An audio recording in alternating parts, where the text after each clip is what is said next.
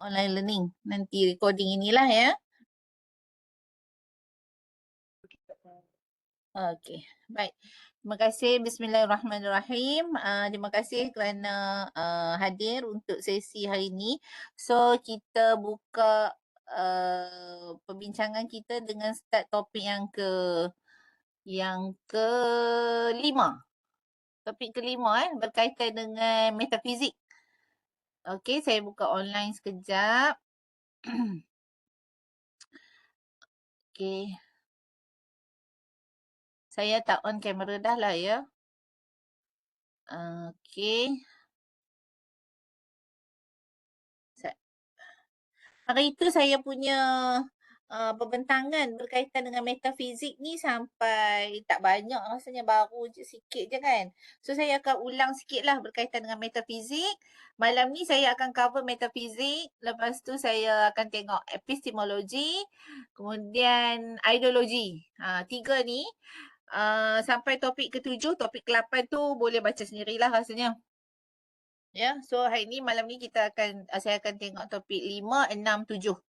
Ya, secara keseluruhan, yang mana untuk bagi pelajar fahamlah selain daripada mendengar apa dan memahami apa yang ada dalam kita punya online learning.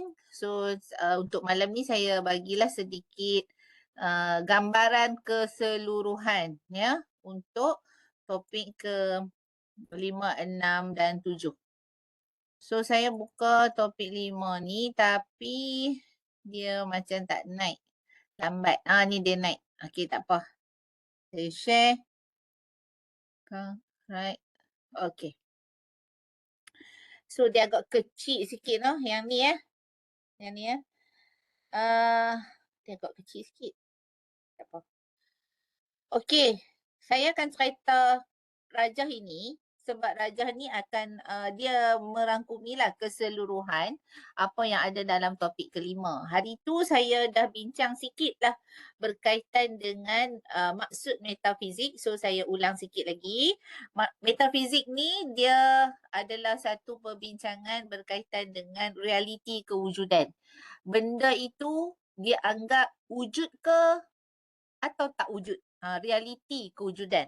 Ya, kalau kita tengok balik, ni sepatutnya saya dah bagi, sepatutnya dia rajah ni dia keluar lah tapi tak keluar pun. Salah satu elemen kepada wisdom itu ialah realiti kewujudan.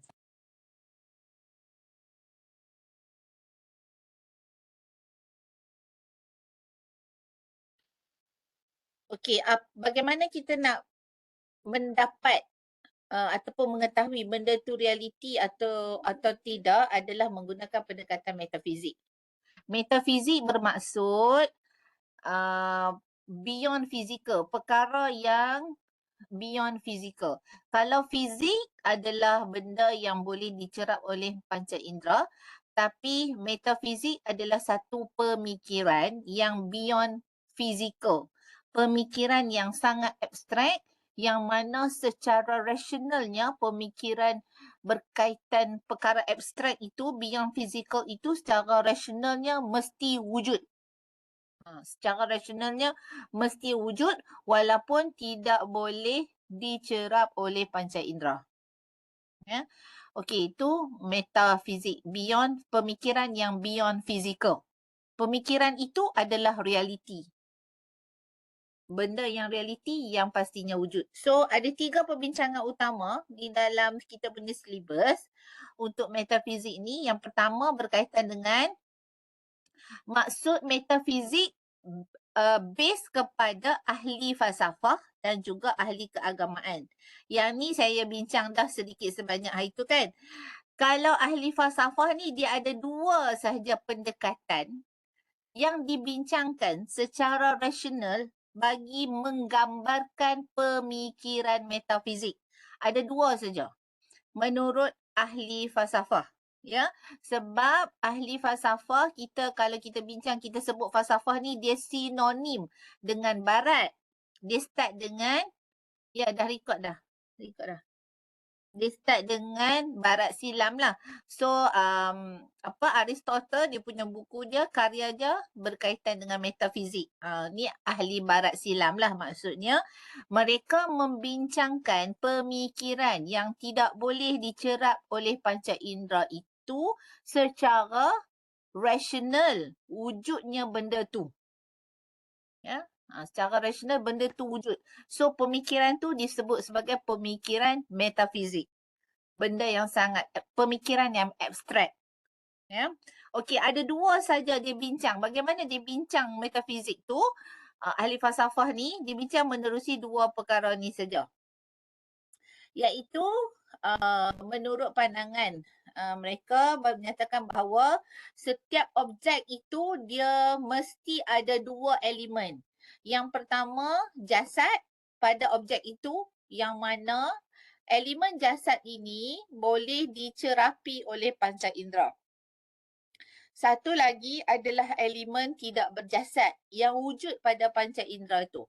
So elemen tidak berjasad inilah yang dikatakan substance pada sesuatu objek. Benda itulah dianggap pemikiran yang abstrak dan benda tu adalah metafizik. Yang kedua tadi, benda yang tidak berjasad, yang kita tak boleh dicerap oleh panca indera, tapi benda perkara itu ada pada objek. Okey, itu pertama. Yang pertama, cara dia bincang metafizik tu macam tu. Yang kedua, mereka bincang metafizik ni dengan menggunakan pendekatan sebab dan akibat. Okey, sebab dan akibat. Dan sebab ini mereka merujuk kepada sebab yang umum, bukan sebab yang khusus. Saya bagi contoh hari tu, kita datang daripada mak ayah kita. So, kita adalah akibat, mak ayah kita adalah sebab. Doktor nak tanya, ada rekod tak? Dah rekod. Tu saya rekod. Baik, terima kasih. Recording is in progress. Okay. Jadi, kita adalah akibat. Mak ayah kita itu adalah sebab. So, sebab di sini, yang kewujudan kita ni adalah sebab yang nama dia sebab khusus. Sebab akibat khusus. Yang ni bukan metafizik. Sebab benda tu saintifik. Bila saintifik, dia bukannya metafizik. Metafizik dia bukan saintifik. Saintifik dia sangat menggunakan pembuktian dengan panca indera kan. Dan juga rasional. Akal yang rasional. Jadinya sebab yang bersifat khusus ini, saintifik ini bukan metafizik. Tapi bila kita tanya lagi, manusia pertama. Contoh contoh saya nak bagi gambaran contoh. Bila gambaran contoh ni, maka kita akan tahu bahawa ada perbincangan sebab dan akibat untuk persoalan manusia pertama. Okey, manusia yang mula-mula atas muka bumi ni, kita kata apakah sebab kejadian manusia yang mula sekali? Sebabnya kalau kita bincang kita daripada mak ayah kita daripada tok nenek kita, sebab akibat macam tu kan. Semua itu pembuktian saintifik, semua itu sebab akibat khusus. Tapi bila kita keep asking lagi, tanya sampai manusia mula. Manusia mula datang dari mana? Apakah sebab kejadian manusia yang pertama? Masa kat situ, kita kalau kita bertanya, maka di situ pemikiran kata perlu kepada pemikiran yang bersifat beyond physical. Kepada kejadian manusia pertama. Sebab terjadinya manusia pertama tu, jadi pemikiran tu kena pergi kepada pemikiran yang bersifat beyond physical. Yang tu contoh, kita tak sebutlah contoh ni, ahli falsafah ni dia tak sebutlah contoh sebab kejadian manusia pertama tu. Dia akan kata semua kejadian ni, dia akan kata apa sebab dia. Yang tu bila kita tak boleh bagi jawapan menggunakan saintifik, menggunakan panca indera, maka secara rasionalnya pemikiran kita ni kita kena pergi second level thinking. Bila kita pergi second level thinking, itulah nama dia metafizik. Ya, sebab metafizik ni adalah second level thinking. Dan first principle. Maksud dia menjadi satu prinsip yang mula untuk semua sebab. Ya, prinsip yang mula untuk semua sebab dan akibat. Dia mesti jadi, dia kena ada satu pemikiran tu. Okey. Tapi kalau orang tanya, kalau dia percaya kata manusia pertama itu datang daripada Homo sapien, itu tak jadi pemikiran metafizik kat situ. Yang tu jadi pemikiran saintifik lah. Sebab ada yang terima bahawa manusia ni datang daripada Homo sapien dengan terjumpanya fosil-fosil yang sangat lama. Dan itu bukti bahawa wujudnya makhluk yang man ini sebelum ni. Dan itu adalah kejadian mula kepada manusia. Itu dia tak pakai pemikiran metafizik lah kat situ. Sebab dia terima kata manusia datang pada buruk. Macam tu. Ya, walaupun teori Darwin yang kata manusia mengalami proses evolusi, teori ni sebenarnya dikritik sehingga hari inilah secara rasional. Okey, yang saya tak bincang lah macam mana kritikan tu, tapi saya nak kata aliran tu tak terimalah metafizik sebab dia tetap juga mencari sebab akibat yang bersifat saintifik. Ya. Sebab akibat yang boleh dicerak panca indera.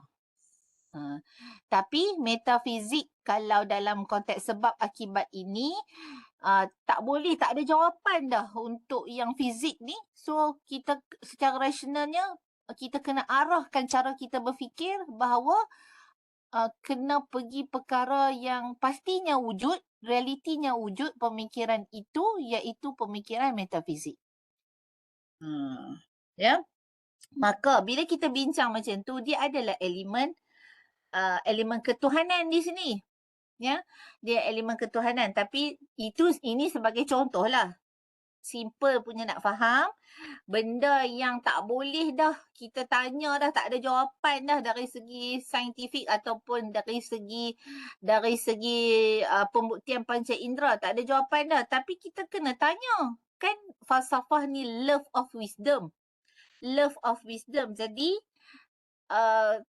tetap kena fikirlah. Pemikiran yang ke second level thinking itulah kita sebut kata sebagai metafizik. Realiti kewujudan, pemikiran metafizik itu adalah satu realiti. Ya.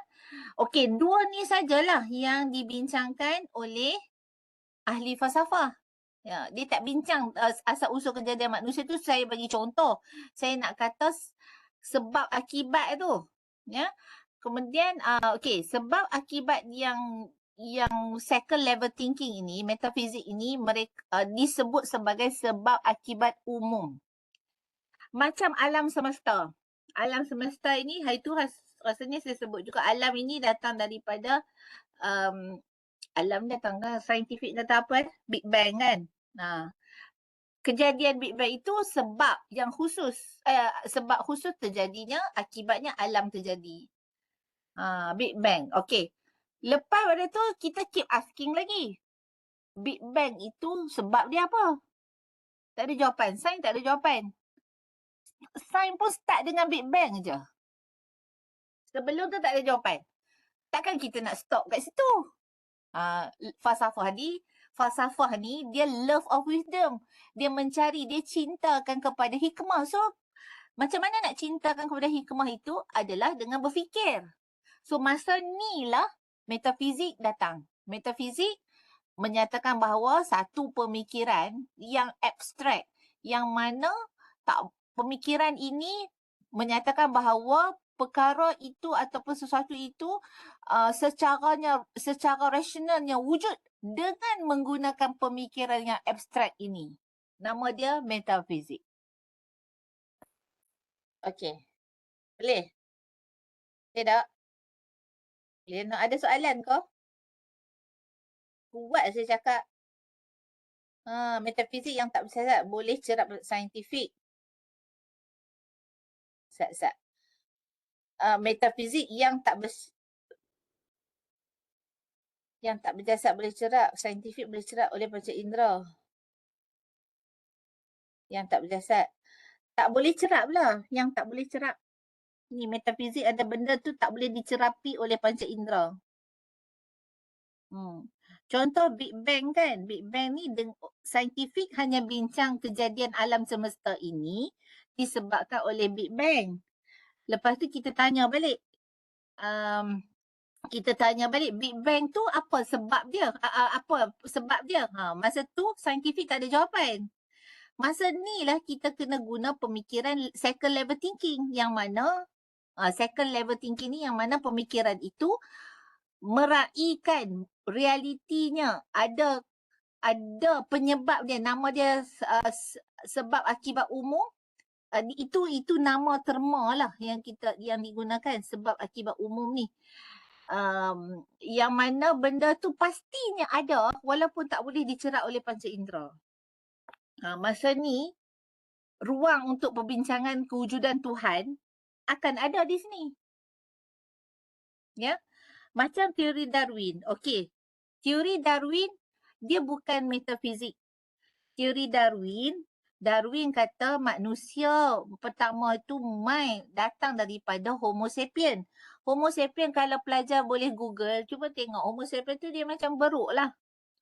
Dia macam seakan-akan beruk dan Homo sapien itu mengalami proses evolusi yang lama sehingga menyebabkan sehingga proses perubahan tu menjadilah satu lembaga, satu makhluk yang kompleks macam kita. Dalam konteks ni, manusia mula itu datang pada Homo sapien. Maksudnya manusia berasal usul daripada Homo sapien lah. Daripada beruk lah. Yang tu dia tetap nak cari jawapan. Dia tetap nak cari jawapan apa yang boleh dicerap oleh panca indera. Dia tak guna pemikiran metafizik. Teori Darwin tak guna pemikiran metafizik. Dia tetap juga nak cari jawapan untuk kalau persoalan asal usul manusia, dia tetap juga nak cari jawapan. Walaupun jawapan tu nampak macam tu lah, datang daripada beruk tu. Tapi sebenarnya benda tu dah jadi teori dah. Banyak je buku-buku teks kita terima yang ditulis sebagai manusia daripada Homo sapien. Tapi teori ni dikritik lah secara rasionalnya sehingga hari ini. Okey, dua ni saja yang apa ni? Apa tadi saya nak kata? Dalam perbincangan ahli falsafah tentang metafizik, satu lagi ahli agama. Ahli agama ni dia akan base kepada keagamaan lah. Keagamaan ya. Okey. Kalau ahli keagamaan, of course lah dia punya sumber dia adalah kitab suci. Kitab suci dia. Kan? Kitab suci contohnya apa yang disebut dalam kitab suci, benda tu ada yang kita tak boleh cerak dengan panca indera. Contohnya pahala. Azab kubur lah tajuk contoh dia bagi kat sini adalah azab dalam kubur. Maksud kita tak pernah kan tengok azab tu kan, yang duk record apa semua tu saya tak, yang tu bukannya benda tu tak macam-macam boleh tak berapa kita tak iktiraf lah itu sebagai knowledge yang duk record dalam kubur apa semua tu kan. Tak tahulah yang tu saya tak nak komen lah. Okey, tapi secara umumnya kita faham kalau orang tu buat elok, dia menjadi orang yang baik, dia akan dapat taman syurga. Ini kalau daripada perspektif agama Islam lah, sebab ikut perspektif agama lah kan. Kalau contoh azab dia dapat taman syurga tu selepas dia mati. Benda tu tak boleh dibuktikan dengan panca indera, tapi benda tu adalah realitinya wujud. Itu adalah metafizik daripada perspektif keagamaan. Realitinya taman syurga tu wujud. Contohlah macam kita kata jin, malaikat ke, kita pun tak pernah tengok kan. Jadi benda tu wujud realitinya wujud tak? Wujud. Wujud realitinya. Secara realitinya benda tu adalah wujud. Kat mana tahu kata wujud? Dekat kitab suci. Jadi benda tu dianggap sebagai metafizik daripada perspektif keagamaan. Okey. Habislah yang ni perbincangan untuk apa itu metafizik menurut ahli falsafah dan juga ahli agama. Satu lagi, dia ada 3 je perbincangannya. Yang perbincangan umum lah. Tapi pelajar kena baca nah detail tu, dengarlah recording dalam OL ni sama nah. Okey. Dalam perbincangan metafizik ni kita akan bincang teori realiti kewujudan ada 2. Yang pertama nama dia materialisme, teori materialisme. Teori realiti kewujudan. Pelajar kena faham ayat saya ya. Realiti kewujudan. Benda tu realitinya wujud ke tak wujud. Ada 2 teori. Yang pertama materialisme, yang kedua idealisme. Okey, kalau materialisme ni realiti kewujudan menurut aliran materialisme adalah apa sahaja yang hanya boleh dicerap oleh panca indera sahaja yang dianggap realitinya wujud. Itu materialisme. Apa saja yang boleh dicerap oleh panca indera sahaja yang dianggap sebagai wujud. Yang lain tak wujud. Teori realiti kewujudan ni ada 2. Satu, golongan material. Golongan material ni apa saja yang, yang hanya, ayat dia macam tu. Yang hanya boleh dicerap oleh panca indera sahaja dianggap wujud. Itu materialisme. Satu lagi, idealisme. Idealisme ni dia kata bukan apa yang hanya yang dicerap oleh panca indera sahaja yang dianggap wujud. Dia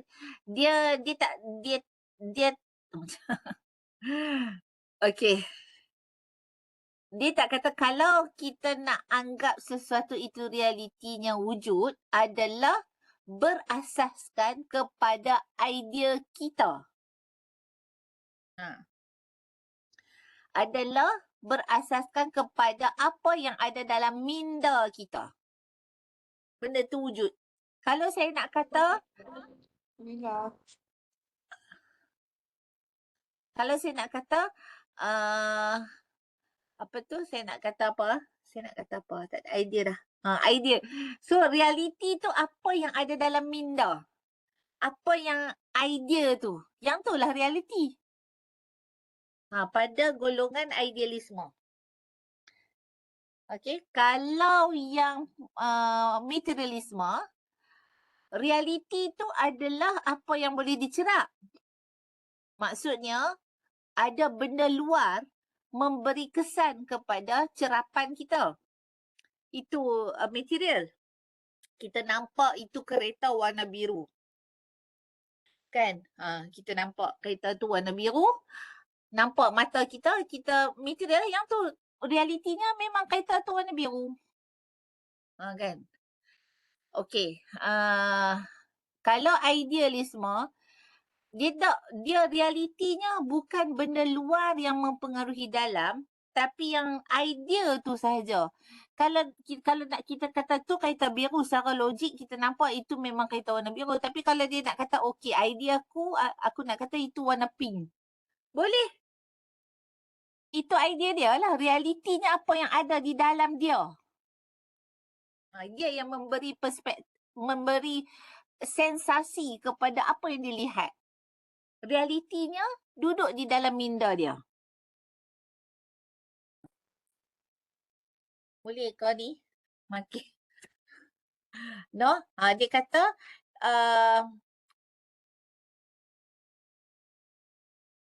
hukum akal. Akal dia lah. Tapi jangan confuse dengan rational. Jangan confuse dengan rational. Dia idealisme ni, dia benda yang daripada dia. Tak kisahlah, katalah secara rasional, secara logik, kita kata apa yang ni apa daun berwarna hijau. Itu saintifik lah kan. Tapi idea dia nak kata daun berwarna putih contoh. Contoh je saya bagi contoh ya dia anggap sebagai realiti bagi dia. Jadi golongan idealisme ni kita jangan kata salah betul ya. Realiti. Kita lah ni kita bincang realiti kewujudan. Ada geng materialisme, dia kata realiti kewujudan ni apa yang luar tu dia nampak dengan mata dia, dia dapat rasa, dia dapat pegang, itu realiti dia. Luar mempengaruhi kepada panca indera dia dan dia anggap oh realiti dia wujudlah sebab aku nampak. Kalau idea dia tak. Idea tu dia ikutlah dalam idea dia macam mana. Itu realitinya. Realiti tu duduk dalam minda dia. Dia yang memberi persepsi kepada ataupun memberi sensasi kepada apa yang di luar. Macam tu. Ya, dua-dua tak ada salah betul. Dua-dua ni bukan salah betul lah. Dia nak kata realiti kewujudan mengikut aliran pemikiran. Realiti kewujudan mengikut aliran pemikiran. Satu, melihat panca indera yang hukum. Panca indera yang hukum memberi hukuman, kata ini warna pink, ini gajah. Mata tengok gajah kan.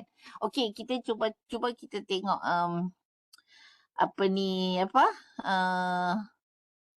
apa nak kata? Yang accident baru ni. Kan kita tengok kan. Kita tengok yang dekat Terengganu tu kan, pelajar Uniza tu. Okey, realiti kalau materialisme apa yang dia nampak lah. Dan materialisme ini dekat mahkamah, dekat benda-benda yang menghukum lah, kita hukuman kan dan sebagainya tu adalah base kepada apa yang kita nampak. Kita tak boleh nak kata benda yang metafizik apa semua tu. Tapi kalau metafizik, dia seiringlah dengan idealisme. Sebab idea dalam itu sahaja yang memberi yang dianggap sebagai realiti yang daripada dalam minda dia. Jadi tak ada salah betul. Ini bukan perbincangan salah betul. Ini perbincangan ada aliran pemikiran yang menganggap realiti kewujudan tu macam ni. Realiti kewujudan tu macam ni. Kalau materialisme, benda yang boleh dicerap oleh panca indera. Kalau idealisme, benda yang idea, benda daripada dalam yang dikeluarkan. Itu yang dianggap realiti. Realiti tu duduk kat dalam minda manusia. Macam tu. Ya, dan juga idealisme ni dia memberi ruang kepada perbincangan ketuhanan. Dia bagi ruang lah. Tapi kalau materialisme tak ada ruang tu. Tuhan tak boleh dibuktikan dengan panca indera. Jadi materialisme tak terima kewujudan Tuhan. Sebab pada realitinya, Tuhan tu pada pandangan aliran pemikiran ni, Tuhan tu tak wujud sebab panca indera tak boleh cerap. Tapi idealisme, dia idea. Bolehlah. Maksud dia idealisme dia lebih terbuka sebab dalam idea dia, minda dia yang boleh, yang dianggap sebagai realiti kewujudan. Contoh tentang perbincangan roh. Manusia ada roh kan. Okey, kalau kita mati kan. Saya tanya, dah rasa soalan ni? Kat kelas ni saya tanya. Kalau kita manusia itu mati, kalau materialisme apa dia punya pengukuran dia? Manusia tu dianggap meninggal, mati.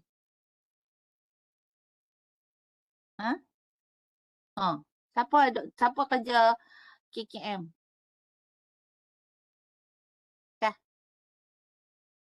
Bagaimana, apa pengukuran manusia tu dianggap meninggal?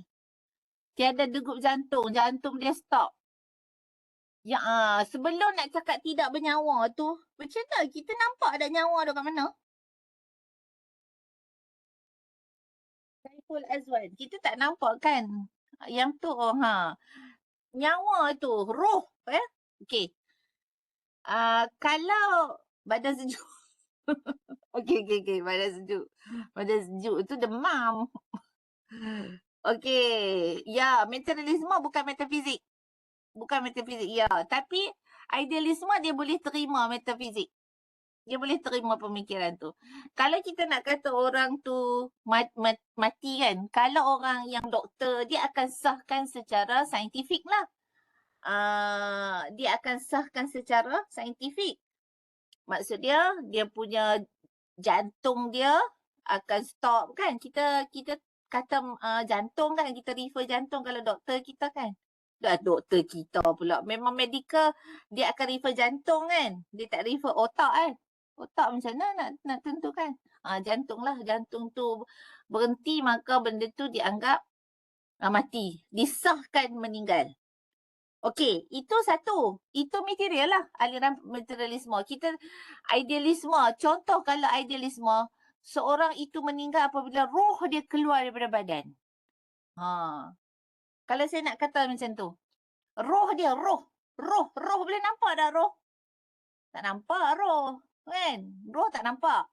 Tapi saya nak kata, apabila roh seseorang itu keluar daripada badannya, maka dia sudah dianggap sebagai mati. Roh keluar daripada jasad. Okey.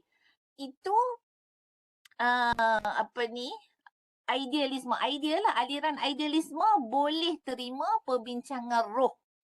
Walaupun roh tak boleh dibuktikan dengan panca indera. Materialisme tak. Materialisme akan kata manusia mati, jantung dia stop. Kalau idealisme dia boleh terima. Kalau nak kata manusia itu mati sebab roh dia keluar pada jasad. Sebab walaupun roh tu tak boleh dicerap oleh panca indera, tapi realitinya wujud menurut pandangan aliran idealisme. So, idealisme ni dia lagi terbuka untuk dari sudut elemen keagamaan lah. Sebab benda tu idea, minda.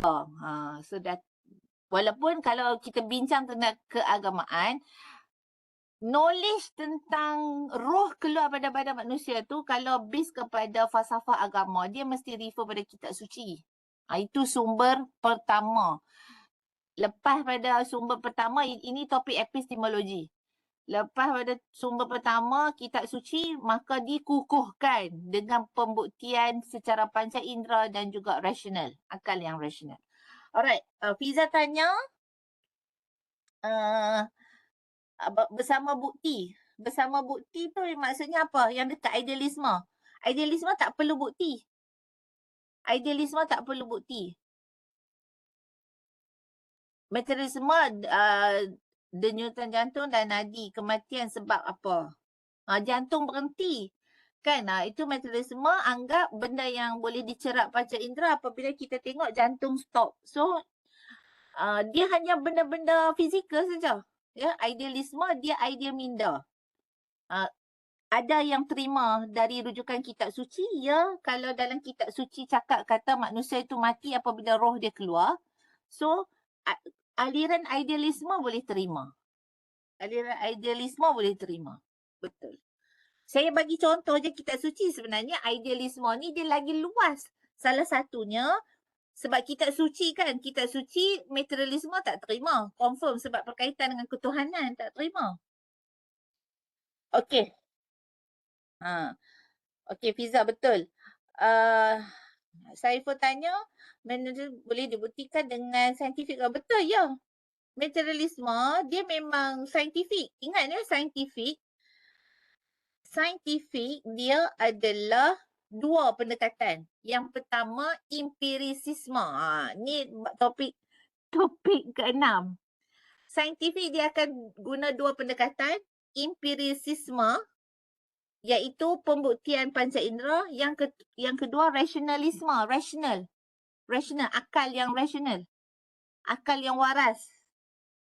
Saintifik guna dua ni. Dan materialisme memang seiring saintifik.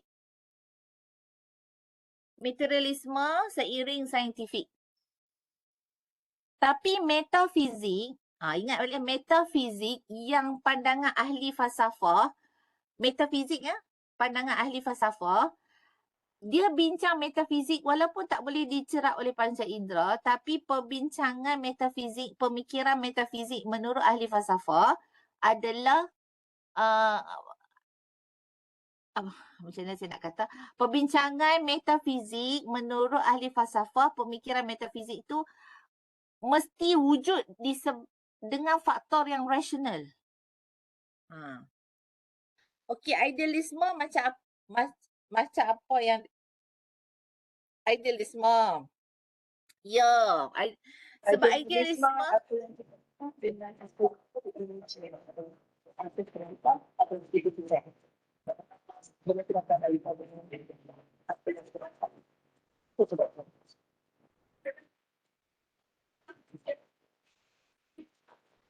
ya, ada siapa nak respon?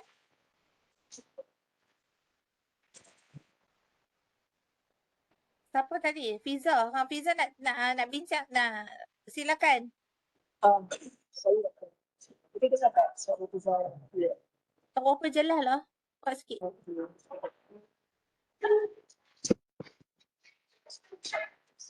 Itu metafizik ni dia adalah benda yang dibuktikan based on fakta. Macam mana sekali lagi Fiza? Metafizik adalah benda yang dibuktikan based on fakta. Fakta Apa dia macam jauh sangat dengar suara. Dia macam terputus-putus dan agak jauh. Atau tulis ke macam mana? Cuba sekali lagi. Okay, maaf doktor, sekarang better sikit tak? Okey, bagus. Okey, boleh jelas. Alright. Sorry tau, Fiza tanya banyak kali. Dia malam Sabtu macam tak sampai dekat kepala dia. Okay, sekejap. Kalau untuk metafizik, dia adalah benda kita nampak yang dibuktikan disokong oleh fakta sekali. Meaning, untuk metafizik ni adalah benda yang valid lah. Kalau untuk idealisme, dia adalah macam benda yang kita nampak, kita imagine, ataupun benda tu daripada segi kepercayaan lah. Maksudnya kalau dalam kematian tu, maybe the jasad keluar tubuh badan. Lebih kurang macam tu ke doktor? Betul dah yang apa yang Fiza faham tu, betul. Cuma saya baiki sikit perkataan je tadi. Tadi mungkin tersalah sebut metafizik, sebenarnya materialisme, material. Sorry, materialisme, sorry. Betul. Betul dah pemahaman tu, betul dah. Tepat.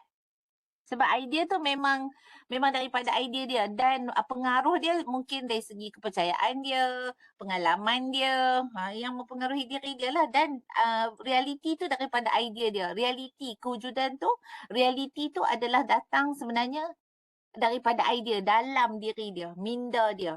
Dia yang memberi persepsi ataupun sensasi kepada sesuatu perkara yang berlaku, sesuatu objek. Macam tu lah, betul dah lah. So benda ni boleh datanglah daripada apa yang kita dengar, apa yang kita baca. Betul kan? Ya. Betul kan? Ya. Okay. Yang mengolah idea kita tu sehingga kita keluarkan idea tu lah kan, kepercayaan kita. Macam tu lah. Okay, Boleh. baik doktor. Betul. Okey. Saiful tanya idealisme macam apa yang dia percaya. Boleh, itu sebahagian lah. Maksud dia macam apa yang dia, system of belief dia atau pengalaman dia. So pembacaan dia, pembacaan pun kadang-kadang dia tak percaya kan. So dia yang mengolah benda tu dari dalam. So kita jangan kata salah betul lah. Ni bukan cerita salah betul. Ni cerita realiti tu. Realiti tu dari mana? Realiti tu kalau aliran materialisme, panca indera dia kepada benda luar itu yang dianggap realiti. Contoh materialisme, dia tidak percaya kepada ketuhanan. Tuhan kan, sebab benda tu tak boleh dicerap oleh mata dia, panca indera dia. Jadi automatik akan kata Tuhan sebagai tidak wujud lah. Sebab bukan realiti. Maksud dia benda luar itu tidak dianggap sebagai realiti apabila tidak boleh dicerap oleh panca indera. Macam tu. Tapi idealisme ni dalam idea dia tu. Yang tu saja kita angkat dia sebagai realiti. Bukan cerita salah betul. Ya, bukan cerita salah betul lagi dalam ni. Ni nak kata aliran pemikiran. Okey. Panca indera plus rasional sama dengan materialisme. Betul? Betul.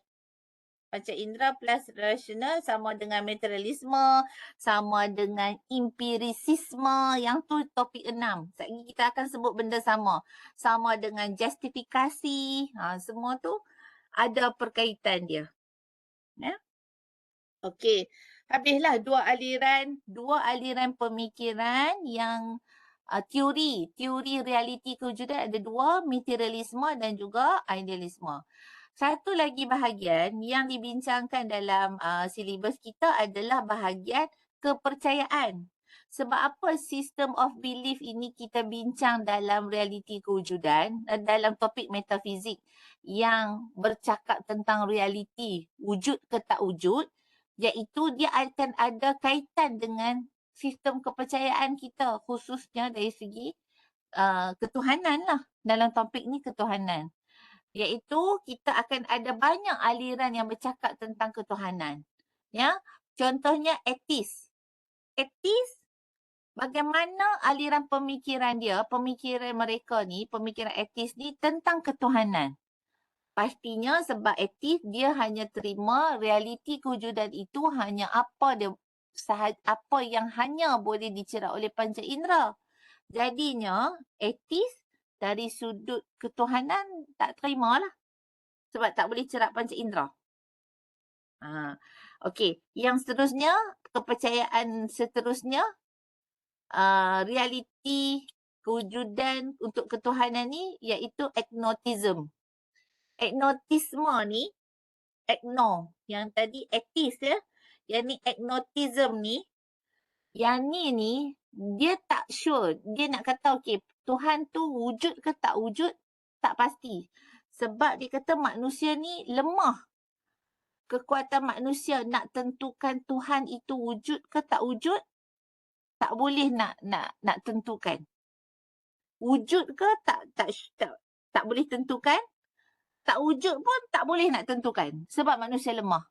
Itu kepercayaan agnotism. Okey. Seterusnya teisme lah, teisme. Teisme ni yang percaya realiti kewujudan itu, kewujudan Tuhan itu sebagai realiti yang wujud. Bagi aliran teisme. Teisme ni yang percaya Tuhan. Kita ada monoteism dengan politisme, iaitu satu dan banyak Tuhan. Satu Tuhan dan banyak Tuhan lah. Alright. So, elemen ketuhanan ni kita bincang dalam topik metafizik lah sebabnya dia salah satu perbincangan tentang, sebab dia berkaitan dengan system of belief dia, kepercayaan. Ya. Okey, habislah tentang metafizik. No? Yang ni saya bagi ni secara general tau. Pelajar memang kena baca juga detail dia. Dia kalau faham yang ni, yang detail tu insya-Allah faham. Faham yang core dia. Core perbincangan dia yang ni je lah sebenarnya. Sikit je. Tapi nak faham tu jenuh jugalah. Tak, bukan jenuh. Okey, boleh faham. Sebenarnya benda tu ada dengan kita. Kita je tak tahu. Kita je tak. Dan kita tak belajar falsafah kan. Ni sekarang belajar falsafah. Sebenarnya benda tu memang kita duk ni pun. Memang realiti kita. Cara kita berfikir. Kan, realiti kita percaya macam mana. Itu, tapi kita dalam ilmu falsafah ni kita namakan lah. Namakan, ni cara berfikir macam ni, nama dia macam ni. Cara berfikir macam ni, nama dia macam ni. Macam tu je lah. Tentang apa? Tentang realiti kewujudan. Sebab realiti kewujudan ni dia berkait dengan kepercayaan. Percaya. Bukannya elemen ketuhanan saja, kepercayaan itu. In general lah. Ya. Alright. Okey, saya nak pergi topik ke-6. Topik ke-6. Mana dia tak bubuh topik ke-6 ni. Ada je slide. Slide ada ni. Cuma dia ada satu rajah. Rajah saya memang buat untuk kelas yang full time saat saya buka. Nanti saya uploadkan kat dalam ni. Asal dah upload dah? Oh yang ni dah bukan dia. Tak nak.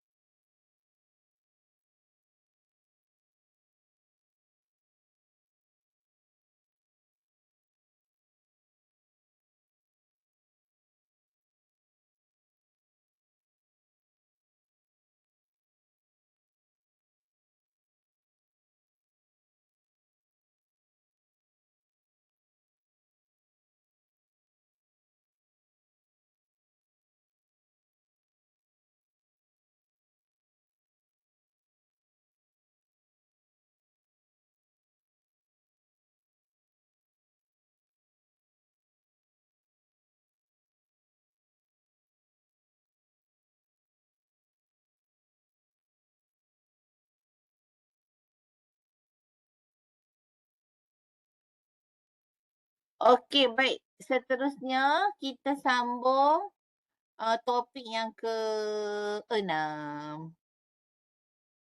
Okey, topik ke-6. Alright. Okey, bismillahirrahmanirrahim. So topik ke-6 berkaitan dengan epistemologi, ya. Domain falsafah yang keempat yang kita belajar untuk silibus falsafah kita ni, ada 4 domain, ya, yang kalau pelajar kena ingatlah 4 domain utama. Kita ada 8 topik. 4 tu adalah memang alat falsafah ataupun teori-teori falsafah yang kita guna. Khususnya kalau nak buat infografik memang kita pakailah benda ni sepatutnya. Iaitu logik. Ya, yang pertama logik, yang kedua konsep insan, bagaimana insan tu nak capai bahagia dan apa itu insan, kan. So kalau teori Darwin dia kata insan tu adalah homo sapien. Macam itulah, ya. Okey, yang ketiga adalah metafizik tadi. Tentang realiti kewujudan. Yang keempat adalah epistemologi. Okey, apa itu epistemologi ni? Epistemologi ni adalah satu teori yang ada di dalam ilmu falsafah yang membincangkan tentang ilmu. Apa itu ilmu? Theory of knowledge. Satu ilmu yang kaji atau nak tentukan apa itu ilmu. Satu ilmu yang nak decide, nak tentukan. Ini kita boleh angkat dia sebagai knowledge. Sebab knowledge ini adalah satu perkara yang benar. Knowledge itu sifat dia benar. Dia memberi kebenaran. Takkan kita nak benda kepalsuan kan? Kita nak benda yang benar. So, dia punya kaedah dia atau teori dia. Nama dia epistemologi. Satu teori yang kaji apa itu knowledge. Apakah sifat-sifat knowledge? Bagaimana nak kata idea ataupun pandangan hujah sesuatu tu boleh dianggap sebagai knowledge. So macam mana cara dia? Teori yang kita bincang ni, epistemologi ni, yang mengenai sifat ilmu.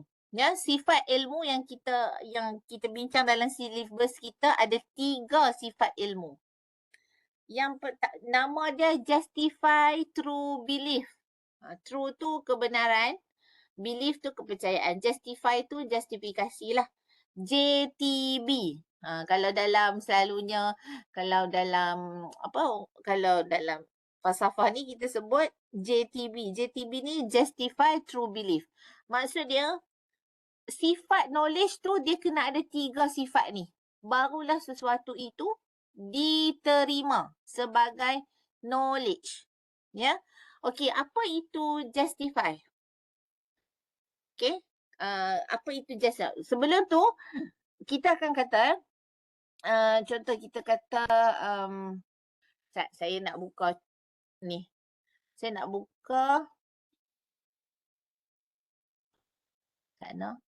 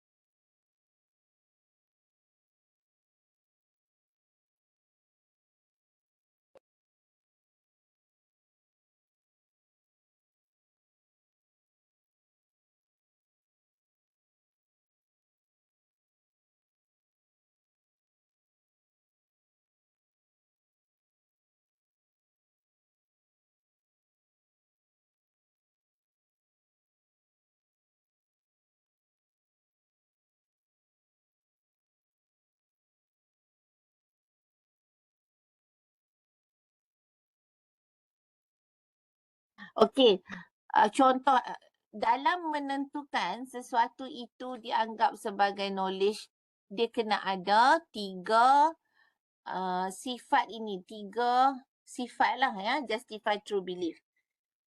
Kadang-kadang orang believe saja, tak ada justify. Contoh baru-baru ni saya tak pasti pelajar ni kata kita ada seorang profesor tapi seorang profesor ni dia ada cakap kata dia banyaklah yang bagi ceramah, bagi talk, kata contohnya macam ada satu statement yang dia bawa yang adalah Rome belajar buat kapal dengan bangsa Melayu. Profesor Dr. Soleha Yaakob. Mungkin ada sedikit kontroversi lah. Ada dia punya pandangan-pandangan dia ni. So, okay, pada peringkat awal tu dia knowledge ni dia tak semestinya, bukan, dia mesti kena ada 3 ni. Tapi kadang-kadang bila sesuatu itu dibawa, kadang-kadang orang percaya, ramai yang percaya tanpa ada justifikasi. Contoh ada yang Prof Soleha, saya tak ni, pada peringkat awal tu saya pun tak ikuti, tapi pada peringkat awal tu banyak yang saya percayalah. Tapi ada kontroversi, saya tak pastilah pelajar perasan atau tak, memang ada bincang pasal apa yang disebut oleh Prof Soleha ni. Saya pun tak ikuti juga dia punya ni. Tapi pada peringkat awal tu banyak fakta-fakta yang dikemukakan tu banyak yang dipercayai. Okey, nak katanya nak menjadi satu knowledge itu bukan sekadar ramai orang percaya benda tu, tapi dia kena ada justifikasi. Apabila Prof Soleha boleh datangkan justifikasi yang meyakinkan secara pembuktian empirikal dan juga rasional, maka benda tu barulah kita angkat dia sebagai knowledge. Contohnya dia kata Rom belajar buat kapal dengan bangsa Melayu. Macam mana penghujahan beliau, justifikasinya, pembuktian empiricalnya sehingga benda tu boleh kita angkat sebagai knowledge. Macam tu juga yang pembinaan piramid itu adalah hasil daripada nasi lemak, cara reka bentuk nasi lemak, kita bungkus nasi lemak tu kan, piramid itu aspirasi dia, inspirasi dia ambil daripada reka bentuk nasi lemak kita. Pembinaan piramid tu.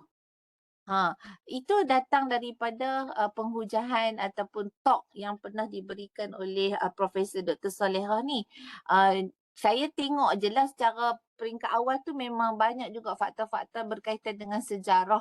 Sejarah lah, walaupun beliau merupakan orang linguistik bahasa Arab. Tapi banyak juga sejarah yang dia cakap. So pada peringkat awal tu kita percaya. Cuma lepas lately ni ramai yang komen dan kritik juga. Tapi Prof Soleha ada bawa, bagaimana dia bawakan bukti justifikasi tu, yang tu saya pun tak baca habis lah.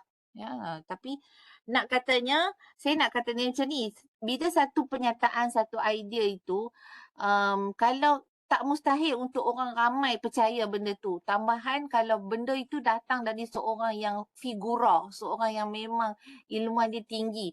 Jadi orang percaya. Tapi kalau daripada teori epistemologi ni, sesuatu yang diangkat sebagai knowledge tu dia kena ada cukup 3 benda ni. Iaitu justify, itu yang penting. Justify, kemudian dipercayai, ada pengikut dan benda itu semestinya benar. Okey, apa itu justify? Justify ni dia ada 2 sahaja. Dia ada 2 je perbincangan justifikasi, iaitu yang pertama adalah pembuktian secara panca indera. Pembuktian empirical evidence. Pembuktian empirical. Pertama, plus dengan rational. Penghujahan yang rasional. Itu yang kita huraikan apa itu justifikasi. 2 benda ni. Ya, pembuktian secara panca indera, dibuktikan saintifik dan sebagainya, dan juga rasional. Rasional akal kita. Ya, semua ilmu kita ni kebanyakannya ada 3 lah. Satu datang daripada kitab suci, satu datang daripada pembuktian plus panca indera. pembuktian panca indera plus rasional. Yang itulah banyak ilmu kita ada dua benda ni. Panca indera plus dengan rasional. Tapi ada satu ilmu saya bagi tahu dah rasanya, tapi kalau exam kalau dia tanya apakah ilmu yang hanya menggunakan satu pendekatan saja, iaitu rasional, ilmu apa? Ilmu matematik. Satu tu saja ilmu yang menggunakan pendekatan rasional. Ya, dia tak guna panca indera yang membuktikan sebab dia adalah formula je. Akal je lah. Right. So, dia kena bila cukup 3 syarat ni, bila ada justify benda tu dipercayai, maka benda tu secara automatiknya benar lah. So 3 syarat ni merupakan sifat ilmu. Sifat kepada knowledge. Ya. Okey. Dalam metafizik tadi, dia ada teori juga, aliran teori dalam metafizik. Ada 2 tadi kan, iaitu materialisme dan juga idealisme. Untuk okey, sekejap lagi saya cerita yang pasal kitab suci tu. Untuk epistemologi, dia bincang juga 2 aliran epistemologi, iaitu empirisisme dan juga rasionalisme. Dia agak berulang lah, benda yang sama lah. Cumanya dalam saintifik memang kita pakai 2 benda ni. Empirisisme ni benda pembuktian empirical evidence. Panca indera lah sebagai sumber kepada knowledge.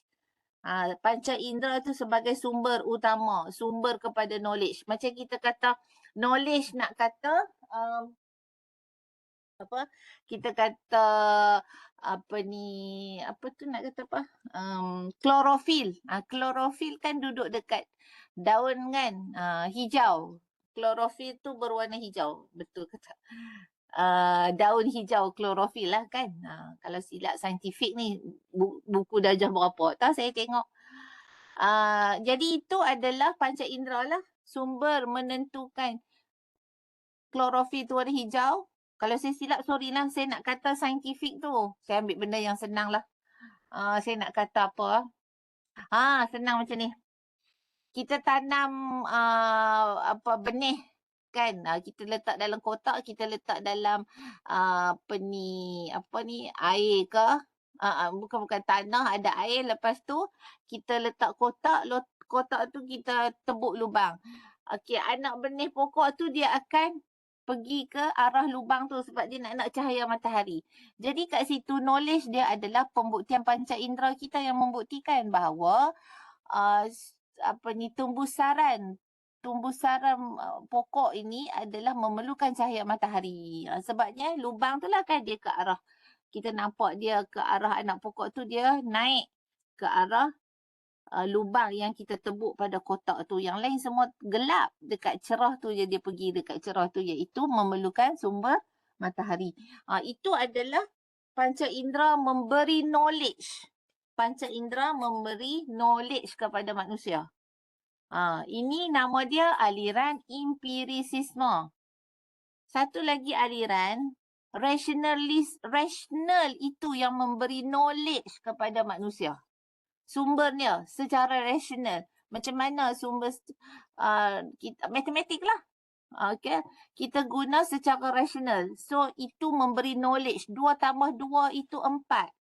So 2 tambah 2 mesti 4. Rasionalnya macam tu. So aliran dia adalah rasional secara rasionalisme ini memberi knowledge kepada manusia.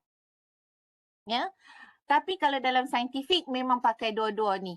Panca indera memberi knowledge kepada manusia plus dengan rasional memberi knowledge kepada manusia. Okey, macam itulah yang gambar dalam ni kan. Dia nak kata macam mana kita boleh tahu knowledge, kita tahu kata oren ini bau dia macam ni, bau dia masam ke bau dia macam oren kan. Kita menggunakan panca indera yang menentukan ini buah oren. Kan kita tutup mata tapi kita bau, ini adalah buah oren. So yang beri, dan bau oren begini, bau oren tu begini. So that is the knowledge lah kan. So bagaimana kita keluarkan pernyataan itu based kepada pembuktian panca indera. Ya. Okey, macam tu juga guna apa alat-alat sains pun samalah di sini. Ya. Cumanya bagi aliran rasionalisme ni dia kata sebenarnya aliran empirisisme ni tak boleh jadi pemutus kepada sesuatu knowledge. Sebab kadang-kadang benda yang menggunakan panca indera ini kadang-kadang adalah tidak betul dan tidak betulnya begitu. Bukannya begitu. Contohnya yang dia bagi dekat dalam ni, dia kata kalau kita letak sudu dalam air, kan, kalau aliran empirisme, dia akan kata sudu itu adalah bengkok. Kan? Sudu tu adalah bengkok. Sebab mata nampak sudu tu bengkok. Maksud dia deria mata boleh menipu. Jadi di sini rasionalisme ni aliran ni kata sebenarnya kita last kali tu kita kena guna secara akal yang waras untuk nak tentukan sesuatu knowledge. Ya, sebab panca indera ni boleh menipu. Macam ni lah. Sebenarnya bengkok sudu tu tak bengkok pun. Tapi disebabkan oleh pembiasan, faktor pembiasan cahaya mata kita nampak sebagai bengkok. Ya. Okey. Itu sumber kepada knowledge iaitu menerusi panca indera dan juga menerusi rasionalisme. Tapi sains memang pakai dua-dua. Memang pakai dua-dua. Okey, bila kita bincang, sebab tadi ada kita sebut knowledge juga datang daripada kitab suci. Itulah yang saya sebut tadi.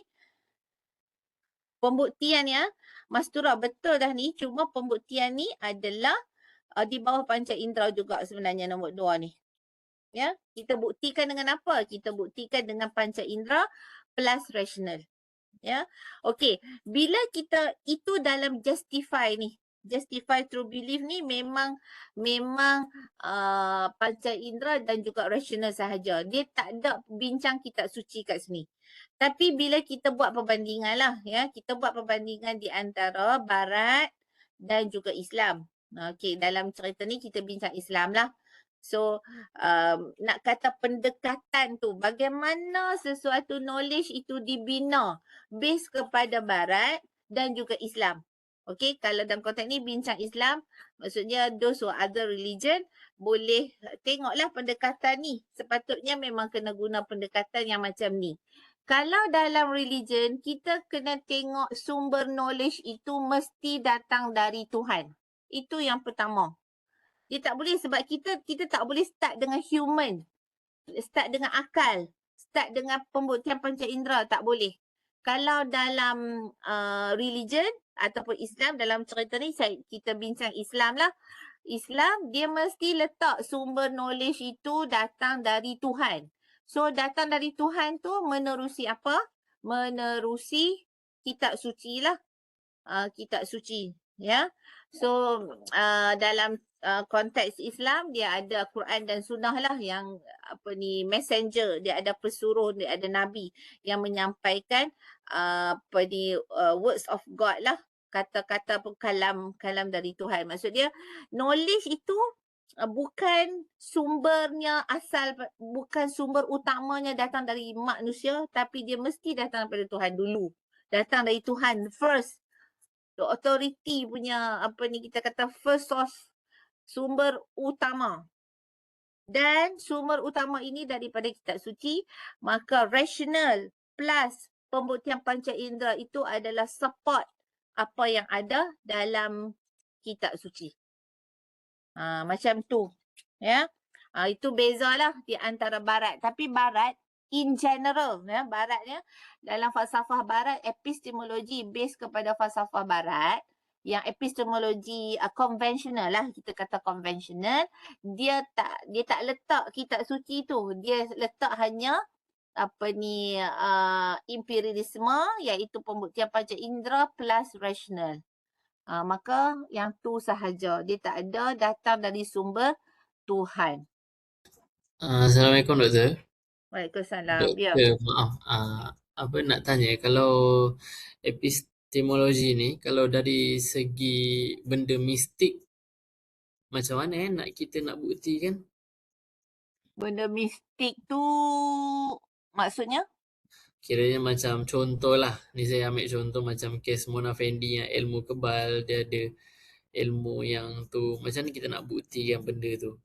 Okey, bagus soalannya. Okey, kalau dari sudut mahkamah dia tidak terima benda yang bersifat mistik. Mahkamah lah. Ya. Mahkamah dia tak terima mistik sebab dia terima justify true belief. Maksud dia pembuktian itu hanya menerusi panca indera dan juga rasional akal. Penyiasatan semua pun, macam mana pun penyiasatan mesti akan guna dua saja. Nama dia coherent. Ini kat bawah ni. Coherent ni. Ada mana dia? Kat sini. Coherent ni. Pembuktian coherent. Benda tu adalah diterima oleh mahkamah, undang-undang, benda yang hanya boleh dicerap oleh panca indera. Tapi mahkamah, pembuktian dalam mahkamah, kita tak terima benda yang, memang mahkamah mana boleh terima benda mistik. Kan? Okey. So, kalau pembuktian mistik, tapi cerita Mona Fendi tu memang disahkan kan secara konvensional,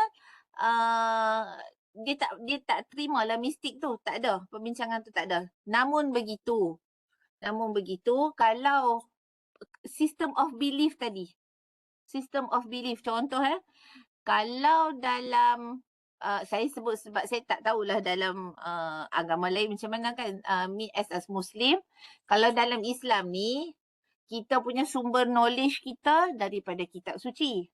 Dalam kitab suci kita dan juga plus apa yang disebut oleh Rasulullah SAW.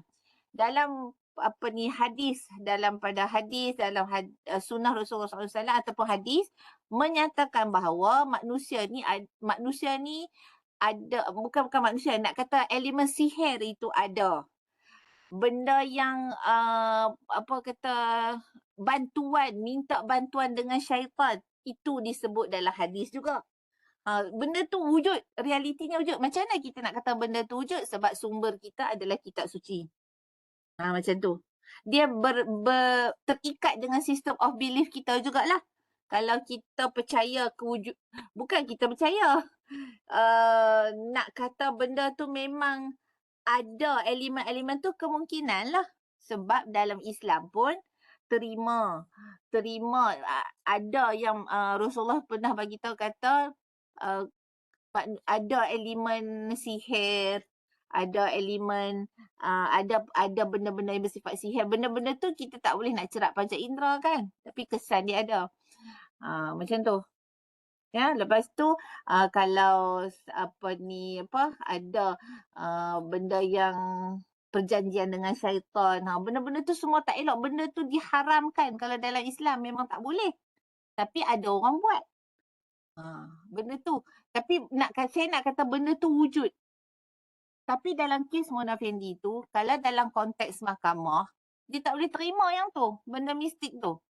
Dia tak boleh terima. Tapi system of belief masing-masing lah kalau nak anggap kata ada elemen mistik di dalam cerita kes Mona Fendi. Boleh ke macam mana? Okey, terima kasih doktor. Boleh Boleh doktor. Okey, tapi dalam mahkamah memang tak boleh lah. Dia tak terima kes. Jadi kalau dalam mahkamah tu, contoh kalau orang mati kena sihir pun dia akan buktikan dengan benda lain lah. Kiranya dia tak akan masukkan unsur mistik dalam tu. Betul? Boleh, memang tak boleh. Sebab mahkamah dia adalah konvensional. Dia konvensional dalam semualah satu dunia. Mahkamah tak ni, dia tak ada benda tu.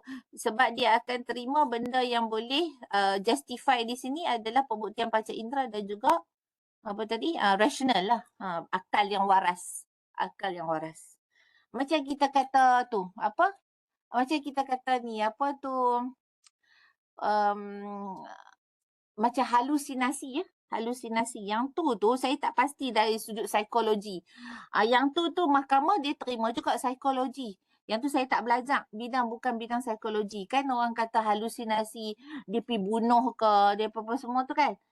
macam cerita yang bukan cerita, yang kes baru ni yang pelajar meninggal kena langgar dengan apa tu kereta jazz tu, kan dia doktor kata dia tu ada mengidap penyakit disorder apa tak?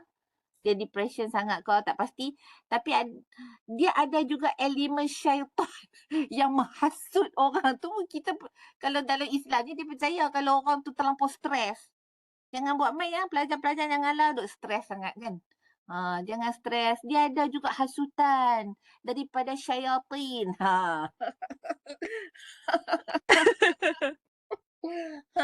Itu dalam sistem of belief. Kita kata kalau kita duk stres, sangat murung, putus asa. Ni kalau base kepada punya Islamik punya perspektif, ada elemen syaitan tu. Duk putus asa, duduk tak puas hati dengan orang. Semua tu kan jadi stres, jadi macam rasa diri tak guna. Ni saya duk nasihat pelajar-pelajar yang full time ni kan. Masalah sekarang ni kan ramai masalah kejiwaan. Kan macam mana nak kawal jiwa tu. Kan sekarang ni. Jiwa tu kan kadang syaitan duk kawal. Tapi kalau dalam mahkamah dia tak terimalah elemen syaitan semua ni tak boleh dibuktikan. Ya, dia benda yang nampak panca indera dan juga rasional. Ya. Siapa tulis Sat nak baca dulu dalam chat. Apa tulis apa tu? Sana. Putus cinta tu dia masuk dah. Kalau si golongan ada mesti dia yakin monofini. Betul pandai. Betul. Kalau idealisme dia akan boleh terima monofini ada ilmu kebal lah apa semua boleh ni kan. Tak logik dia boleh potong sejarah kudrat dia kan. Macam tu dia idealisme lah. Idea. That is the idea. Yes, very good. Idea yang menyatakan monofini tu ilmu kebal.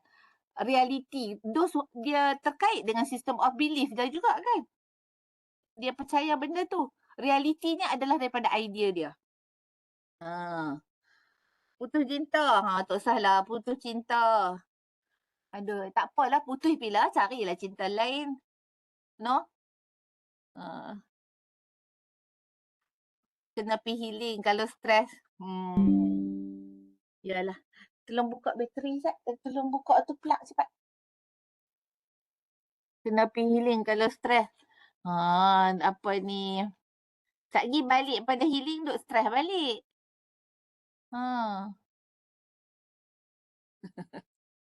Tak apalah, buatlah yang Salam mana doktor. Ya. Fiza sini. Tim Fiza buat topik Mona Fendi tahu doktor. Kita a bit struggle dekat bahagian yang 4 elemen domain tu. So mungkin dalam masa sebulan ni memang kami akan banyak kacau doktor tahu. Just bagi tahu awal. Terima kasih doktor. Okey. Tapi tadi apa yang saya dah bagi sedikit respon tadi sebenarnya benda tu boleh dibuat dalam infografik. Kan? Maksud dia dalam tu ada justifikasi. Okey, saya sambung balik dekat sini. Yang ni sebenarnya kesemua ni dia ada perkaitan. Metafizik walaupun cakap tentang metafizik tapi dia cakap juga tentang ada kaitan dengan epistemologi, sumber. Nak dapat satu tu as a knowledge, nak iktiraf itu sebagai knowledge. Sebagai knowledge itu mesti satu yang benar kan? Okey. Lepas kita faham yang ni, maksud dia ada beza yang konvensional dengan yang kalau di sini konteks ni Islam. Other religion tu pattern dia macam ni jugalah. Maksud dia kitab suci tu sebab dia kena utamakan Tuhan lah. Apa yang Tuhan sebut daripada manusia. Kalau rational dan juga empirical evidence tu panca indera tu manusia saja kan. Jadi sumber pada Tuhan tu kitab suci. Alright, so yang seterusnya adalah dalam topik 6 ni kita akan bincang 3 teori kebenaran. Yang ni 3 teori kebenaran koresponden, koheren dan pragmatik. 3 ni bagi menghuraikan justifikasi ni dekat bahagian bukti. Ada 3 jenis bukti tau. Ada 3 jenis bukti. Satu bukti koresponden. Koresponden ni adalah benda yang kita dapat itu, bukti yang kita dapat itu ataupun kita kata ni, kamu duduk timeline tak? Dengar ni, nanti nak cakap. Koresponden tu adalah sama dengan penyataan. Ya, contohnya dia kata kat sini kesesuaian dan kesepadanan antara penyataan dan hakikat sebenar. Hakikat sebenar merujuk dengan fakta yang terdapat dalam alam ni. Contohnya saya nak kata sekarang ni saya dengar macam hujan. Dengar macam hujan, bunyi kan, bunyi. Lepas tu saya pun keluar daripada bilik tengok memang betul hujan. Itu penyataan sekarang tengah hujan. Penyataan dibuktikan dengan penyataan saya itu dibuktikan dengan panca indera sama, sepadan. Sekarang tengah hujan, bukti dia tengok dengan panca indera memang tengah hujan. Rumput berwarna hijau. Rumput itu tajam. Contoh. Tu sepadan. Dia sepadan. Bukti dengan apa penyataan itu serasi dan sepadan. Itu nama dia bukti kebenaran koresponden. Kalau koheren adalah bukti tu dia bersifat juzuk satu sehingga membawa kepada satu penyataan yang besar. Dan setiap bukti itu tidak bercanggah antara satu sama lain. Yang ni lah yang nak kata kes ke penyiasatan ke dekat bukti koheren. Koheren ni dia bersifat juz'i, juzuk.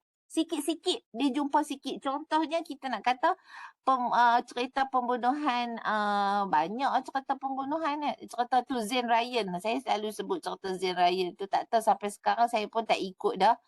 Tapi kita kata Zane Ryan tu ditemui, anak autism itu ditemui di tepi sungai. Sungai tu tak dalam pun, cetek je. Macam mana boleh ada kat situ kan? Okey. Kita last kali jumpa mangsa kat situ. So apa bukti yang menyatakan si A ni memang pembunuh kepada Ryan. Maka setiap bukti tu tidak bercanggah antara satu sama lain. Maka dari last kali membuktikan bahawa si A ni memanglah pembunuh kepada Ryan yang anak autism tu. Jadi bukti itu nama dia bukti kebenaran koheren. Dia mesti tidak bercanggah. Ya, antara satu sama lain. Kalau bercanggah tu tak jadi koheren lah. Ya. Okey, kalau pragmatik pula adalah bukti yang memberi hasilan seperti mana yang dijangka. Contoh yang ni kalau dia bagi contoh kat sini adalah vaksin. Okey, mesti kalau dalam nak membuat vaksin tu mesti ada uji kaji, buat hipotesis sehingga terhasilnya vaksin. Kemudian vaksin ni pula kita test. Kita bagi ke orang selamat, maksudnya berfungsi dengan baik. Vaksin itu berfungsi dengan baik, dia berhasil lah. So itu nama dia bukti pragmatik. Bukti yang memberi hasil kepada apa yang diuji. Dapat hasil. Ya. So 3 ni sahaja yang kita bincang untuk pembuktian secara empirical tu. Ada 3 ni, koresponden, koheren dan pragmatik. Habis bab 6 tu je lah. Bab 6 yang kat bawah ni saya bagi tajuk bab 6 ni cerita kehilangan MH370. Tapi tak pasti dekat you all ada dah dalam tu. Dalam recording paste bagi tu ada. Ni pun macam masa saya tak pastilah you all ada ke tak lagi masa kehilangan ni, ada dah kan. Dah besar dah kan ke sekolah menengah ke apa. Sebab bila tanya pelajar full time, mereka baru dah jam 4 lah, dah jam 5 lah. Okey. Ada dah doktor. Ada dah, okey. Dia 2014 tak silap saya. 2014.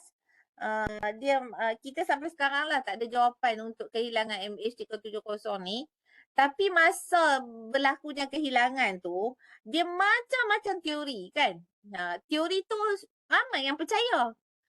Jadinya sebab kita kata ilmu tu sesuatu yang benar tu dia mesti cukup syarat dia justify true belief. Walaupun dia belief saja, orang percaya kata MH370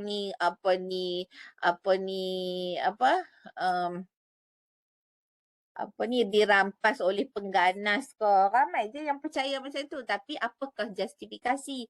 Apakah bukti koresponden ke, koheren ke? Ada kat pulau Garcia ni. Yang tu pun orang percaya kan. Tapi kalau ada justifikasi, maka benda tu bolehlah kita angkat dia sebagai benar. Tapi setakat ni tak ada pun. Tak tahulah, dah orang tak cari kot. Tak tahu, saya tak ada komen apa. Tapi yang pastinya negara telah mengisytiharkan. Kita isytihar dah kan kata semuanya disahkan sebagai meninggal dunia lah. Kan? Jumpa kat pulau-pulau sama muka wajah apa semua tu. Itu semua yang ada orang percaya. Tapi benda tu tak boleh nak angkat sebagai benda yang benar. Sebab apa justifikasi dia? Kebanyakannya teori konspirasi ni memang banyak kan. Cumanya mungkin saya pun nak kata benar apa tu, tapi dari segi epistemologi dia kena ada justifikasi yang jelas. Barulah benda tu kita terima sebagai valid atau benar. Ya. Okay. Selagi tak ada bukti justifikasi, maka dia tak jadilah. Dia tak cukup syarat. Ya, okey. Habis dah ya untuk topik ke-6. Nanti buat latihan banyak-banyak. Baru buat latihan banyak-banyak ni dia faham lah. Saya nak baca ni, duk tulis apa ni. Stres, putus asa, tak puas hati, rasa diri tak guna. Memang hasutan syaitan ya. Betul lah ya. Tapi kalau benda ni kalau dalam mahkamah teori koheren koresponden tak adalah boleh kaitan dengan hasutan syaitan ni. Ya. Okey. Sebab dia adalah idealisme, metafizik. Metafizik. Baru ini buat program subjek. Dia punca deposit dengan mental sebab broken juga diorang cakap tapi masih boleh bekerja. Okey. Penjawab awam. Apa P awam ni apa ni? Pengurusan. Sekarang ni semua bukanlah kita ni kejiwaan lah. Mental tu dia kesan daripada jiwa manusia tu. Jiwa tu kat mana? Tak apa, cari sendirilah masing-masing ya. Alright. Okey, habislah ya untuk topik ke-6 ni, epistemologi. So last topik ialah apa tu? Mana dia? Saya buka ni, saya stop share.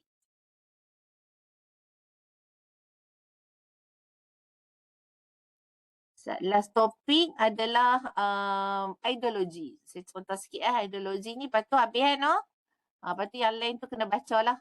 Kalau tak faham buat latihan yang sebelum ni. Previous question tu boleh buat latihan sebelum ni. Dia lebih kurang je. Soal. Ya. Okey, yang ni saya akan guna slide daripada sini.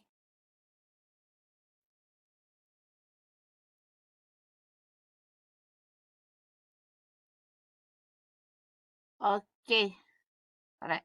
So topik kita dah belajar sampai epistemologi.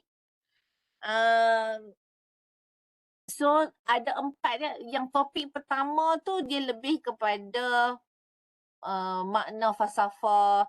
Topik kedua lebih kepada falsafah dan kehidupan ya. Topik ketiga tentang logik. Itu domain falsafah lah. Logik, insan, metafizik dan epistemologi. 4 ni ya. Kemudian topik ke-7 ni dia adalah aliran ideologi, aliran pemikiran. Ideologi ni macam pemikiran lah. Pemikiran yang ada ikutan. Orang ikut.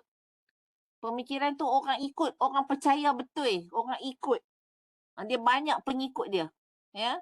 Kita ada juga tapi orang tak ikut sangat kita. Tapi sebenarnya cara kita berfikir tu semua apa yang kita belajar ni je. Tanpa kita sedar kadang-kadang. Sebenarnya aku ni, fikir macam ni kan. Aku faham. Sebenarnya ada panduan dah untuk kita setkan cara kita berfikir yang sesuai dengan kita. Ya, okey. Okey, ideologi ni adalah, kalau kita tengok maksud dia adalah sistem pemikiran yang mana pemikiran kita tu dia akan mendasarilah kita punya sikap kita, cara kita bertindak, cara kita bagi respon, reflect. Doktor, saya ada pula tumpah izin. Boleh. Tak apa. Apa ni bagi mendasari sikap lah, sebabnya kita pemikiran tu dia akan reflect lah sikap kita. Kita punya tindakan kita. Respon kita kepada apa yang berlaku di luar. Sebab pemikiran di dalam. Ya, tapi walaupun begitu sebenarnya dia tetap juga terkait dengan kejiwaan. Kejiwaan tu pula dia terkait dengan system of belief. Kita percaya apa? Kan? So dia membentuk cara kita berfikir dan pemikiran itulah yang akan mendasari kita segala bentuk tindakan kita. Okey, dalam topik ke-7 ni kita akan belajar 4 ni saja. 4 ni je. Aliran pemikiran 4 ni. Ideologi 4 ni. Ideologi 4 ni saja, iaitu ideologi ataupun fahaman moden. Fahaman modernis. Ya. Okey, macam mana ideologi moden ni? Apa dia? Apa yang mendasari ideologi moden ni? Yang kedua, pasca moden. Pasca moden ni apa yang mendasari dia? Apa dia? Cara dia macam mana? Ideologi ketiga iaitu ataupun fahaman ketiga yang kita untuk dalam silibus ni adalah fahaman ataupun ideologi relativisme. Relatif. Ya, yang keempat ideologi ataupun fahaman agama. Alright, kita pergi satu-satu. Apa itu ideologi ataupun fahaman moden? Moden ni senang je. Moden ni dia punya pengukuran dia ataupun cara dia adalah dia menggunakan akal. Akal dan juga pembuktian saintifik, empirical evidence. Dua ni lah macam kita sebut tadi lah. Yang tadi aliran-aliran tadi kan. Ada dua ni. Akal dan juga bukti panca indera. Tu je untuk ideologi modernis. Fahaman modernis. Dan inilah dia punya sejarah dia. Sejarah terjadinya fahaman ideologi macam ni. Ya, contohnya dia dah ada start daripada barat lah, sebab akal campur panca indera. Panca indera, bukti panca indera. Ya, pembuktian secara panca indera. Dia kalau pelajar ingat dulu kelas sebelum ni saya rasa saya ada cerita yang macam mana falsafah itu bergerak. Dia akan start dengan falsafah barat silam. Falsafah barat silam ni Socrates, semua tu lah, Aristotle, dia ada tentang metafizik kan. Walaupun dia bincang metafizik tu, walaupun bincang benda yang pemikiran yang abstrak, benda yang tak boleh dicerap oleh panca indera, tetapi benda itu dianggap sebagai rasionalnya wujud secara rasional. Jadi wujudlah pemikiran metafizik tu. Itu zaman barat silam. Lepas pada tu zaman barat nama dia pertengahan. Masa pertengahan tu, masa tu ada campur tangan agama, iaitu agama Kristian lah. Ya, yang mana ketika itu, fasa itu, Kristian agama lah yang memainkan dan menjadi penentu kepada kebenaran. Masa tu. Apa saja semua rujukannya, panduannya adalah refer kepada agama. Masa tu Lepas pada tu, pada abad ke-18 yang ni lah, iaitu gerakan enlightenment, pencerahan, renaissance. Maksud dia pemisahan. Masa ni lah berlakunya pemisahan. Sekularisme yang memisahkan di antara agama dengan kehidupan. Tak ada lagi campur tangan agama di dalam kehidupan. So bila tak ada campur tangan agama dalam kehidupan, apa yang memandu manusia pada ketika tu? Pada ketika itulah akal, iaitu akal manusia diangkat. Akal manusia diangkat sebagai pengukuran kepada benar dan tidak benar. Salah dan betul. Refer pada akal. Dan juga bukti panca indera. Yang ni nama dia, yang ni lah. Yang tu ideologi moden. Dia punya pengukuran benar atau tak benar tu diukur oleh akal. Dan juga panca indera. Ya. Ini dan dia bersifat logocentrism. Logocentrism ni adalah keupayaan akal lah. Akal saja yang menentukan. Dan juga penentu akal yang rasional dan kaedah ni penentu kebenaran, dan dia sifat dia fahaman modernis ni adalah di objectivity dan juga rasional. Objectivity ni dia tak bias lah. Ya, melihat sesuatu itu sebagai tidak bias. Alright. Dan juga ni ayat dia ni. Sains dianggap sebagai ilmu yang bersifat paradigmatik. Maksud dia penentu kepada ilmu lain. Kalau mana-mana yang dianggap sebagai ilmu tapi bercanggah dengan sains, maka perkara itu tidaklah dianggap sebagai ilmu. Penanda aras dia sains. Ideologi fahaman modernis ni penanda aras dia sains dan logocentrism, keupayaan akal. Dan tidak mengiktiraf ni, nampak tak dia tak iktiraf ilmu lain yang tak cukup syarat sains. Itu fahaman modernis. Lepas pada tu, kita nak kata fahaman pasca modernis. Nak kata lepas ke, maksudnya kemunculan fahaman lah. Kemunculan fahaman pasca modernis yang menentang fahaman modernis ni. Dia muncul pada abad ke-20, 21 sekarang ni. Ya. Sekarang ni relativisme dah, abad ke-21. Dia menentang fahaman logocentrism ni. Pendekatan akal aja. Padahal manusia ada benda lain sama. Ada jiwa tu. Lah ni jiwa ajalah main peranan. Kalau jiwa tu bagus, akal pun kalah dengan jiwa sebenarnya. Macam itulah pasca modernis ni dia memang menentang modernis, ideologi modernis. Dia tentang. Sebab dia kata sebenarnya mempersoalkan objektiviti ilmu sains. Dia kata sebab sains pun bukannya rasional, bukan saja benda rasional, ada je benda yang bukan rasional dalam sains. Macam itulah. Masa ni lah timbul juga golongan sosial kontraktivis sosial. Yang mana dia kata golongan fahaman pasca modernis ni kata salah satunya golongan sosial kontraktivis ni, ilmu itu dikonstruk oleh manusia.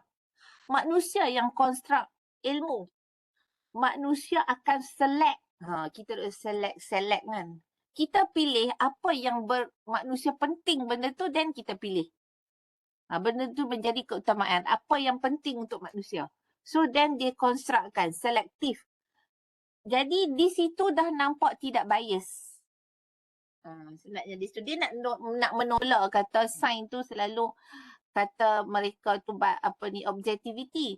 Tapi sebenarnya tak bersifat objektiviti pun.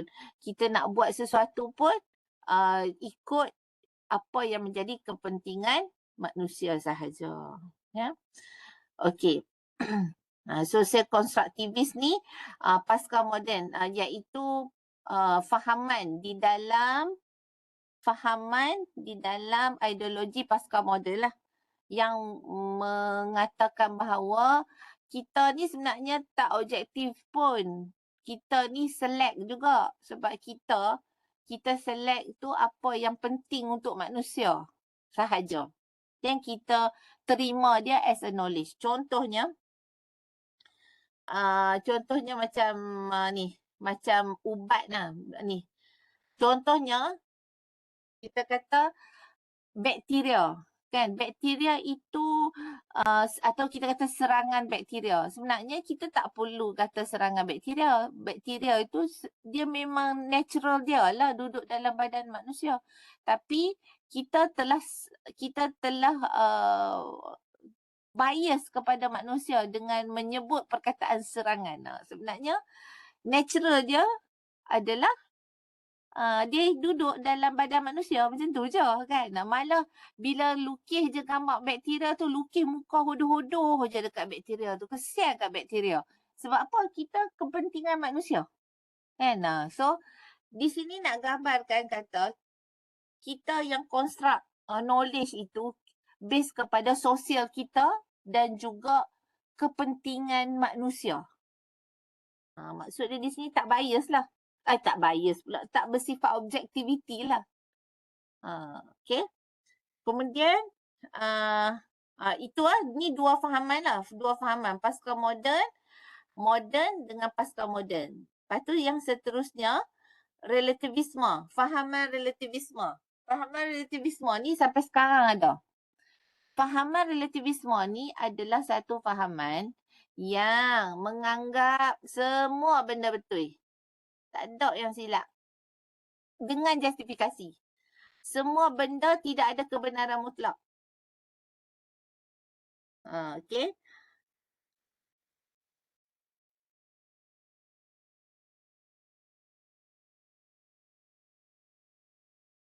Moden. Moden sebabnya dalam pemikiran moden dia dah terima psikologi tu. Sebab moden, psikologi moden itu dianggap moden. Ya, dia dah terima dah pada abad yang agak ke belakang dah. Pada abad ke-20 dah. Masa tu psikologi kan, dia elemen kejiwaan. Tapi dah dianggap sebagai pasca moden. Ya, pasca moden. Fahaman pasca moden lah. Pasca moden. Sudah terima psikologi moden. Macam tu lah, psikologi, elemen psikologi. Pasca moden ya. Pasca moden. Sorry Fiza, pasca moden. Saya tersilap tadi. Kalau moden tu dia memang akal. Akal sahaja. Psikologi tak ada. Psikologi tak ada. Dia memang akal.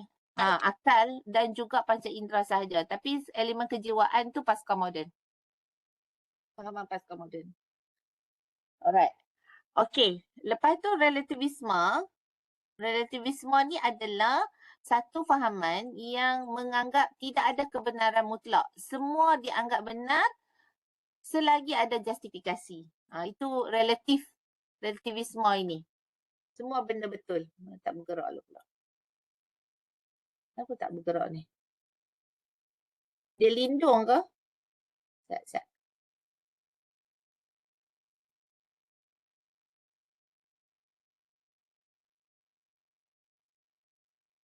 Okay. Tak bergerak dah. Okey, menafikan kewujudan atau kebenaran mutlak. Ini relativisme dan menganggap semua perkara dianggap betul selagi mempunyai justifikasi. Fahaman relativisme. Sebab itu fahaman relativisme sehingga sekarang lah. Ya, contoh macam kita awal-awal kelas itu kita belajar, bukan kita belajar. Kita bincang yang perkahwinan sama jantina itu kan. Masa first class tu. Yang tu pun adalah pemikiran fahaman ideologi relativisme lah. Kalau orang terima sebagai benda tu pun boleh lah. Sebab dia kan hak asasi. Semua benda boleh. Semua benda betul lah. Itu relativisme. Dan yang tu lah saya nak kata apa kita ayatnya.